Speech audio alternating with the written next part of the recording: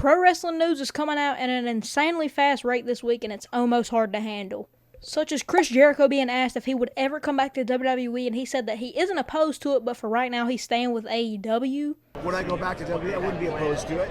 We'll just have to see what happens. But the best thing that could happen is you have two great teams that you can play for, and that just makes everything bigger and more exciting. And as a WWE fan and an AEW fan, that's kind of hard to hear because I want to see him back in WWE, but if you're being realistic, what else can he accomplish? I'm not going anywhere for a while. I'm still with AEW for right now. And Tony Khan said that he would love to have him back, so I think it's a given that he will stay in AEW. And besides, it would be pointless to leave AEW because if he does come to WWE, he will have a few matches that would be good for the fans. And then if I'm being honest, it would kind of start getting stale because there's nothing else he could accomplish as a superstar. We also figured out that Wade Barrett will be taking time off from commentary after his obvious comments of Nikki Bella at Clash in Paris. For me, Nikki Bella is someone I went through the developmental system with. I think she's fantastic. She was absolutely, for my money, the best of her era and did everything she could have possibly done. However, she is now trying to recapture former glories. When you talk about desperate, to me, the desperate one is Nikki Bella in this situation. Desperate to prove she still has it against this new generation that have changed the game. Which he did squash. He says that the few weeks that he's about to be taken off has nothing to do with WWE or the issue with Nikki Bella, but it's personal time off, which he's had planned for 9 months. And for some reason, us wrestling fans can still not appreciate somebody taking time off, but somehow we still show love to Pat McAfee after he takes time off every single football season. Some things as a wrestling fan I just don't understand about the IWC. It has also been announced that AJ Lee has signed a multi-year full contract with WWE, which is great, because now we'll be able to see dream matches be actually lived out. And this is not biased at all, but maybe we see her face Sol Ruka, fingers crossed. Now, that's a full shot in the dark, but I do hope we get her versus Rhea, her versus Naomi, her versus Roxanne. Those feuds right there are enough to sell me any tickets in the world.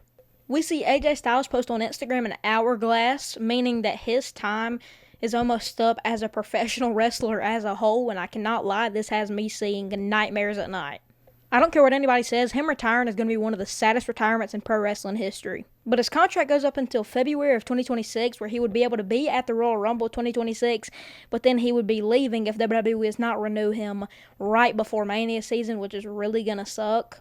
And would mean that his last Mania match was against Logan Paul. I don't know if that could sit right with me with such a legendary career that Styles has had. And I mean, either way, going to sleep at night after AJ Styles retires, knowing that we did not get to revisit John Cena versus AJ, is still going to be super sad. But either way, we just got to accept it and be very thankful for the great career that AJ's had. Jon Moxley absolutely destroyed Daniel Garcia, and I would be wrong if I said that I didn't think that Daniel was going to win at the start. But it also was announced that Jon Moxley will be facing Darby Allin at All Out in a coffin match. This match is going to be insane, and I can only dream of the spots that Mox and Darby together are going to think of. And out of the blue, we would see Jamie Hayter come back from injury, and it's so good to see her back. And man, I thought I could not survive without Kenny, Swerve, Ospreay, and everybody else who is out, but now it's kind of coming all full circle, and the people who got injured a year ago is now coming back, and everything's finally feeling good again. We also see Kyle Fletcher come out there and say that he wants a shot at Hangman, and if this match does happen, my eyes are going to be glued to my TV screen for any 30 minutes that they fight. If you're a Hangman Adam Page fan, the one person you want Hangman to face is Kyle Fletcher because of the matches he puts on, and man, I cannot wait if it does get announced someday. And you know how we all thought that Kyle Fletcher was going to be facing Mark Briscoe at All Out? Well, we're all wrong, because Takeshita took out Mark Briscoe after MJF helped Takeshita win. And good news, MJF is not faction hopping because Takeshita does not want MJF in the Don Callis family. But for real on this note, keep MJF out of any factions and let him thrive as a single star. He's too good. And with all these male injuries, he's going to be one of the only superstars keeping us fans alive, so keep him by himself thriving. But that was it for today's video. I hope y'all enjoyed this. I know this is completely different than what I normally do. And I mean, if you watch Deontay's videos, y'all know exactly who I'm getting this inspiration from. I absolutely love his videos, and this type of videos right here is what I've always wanted to create. And I've been having this in the works for months now, and seeing Deontay's videos really made it better. I love seeing his work. He's probably my favorite wrestling content creator right now.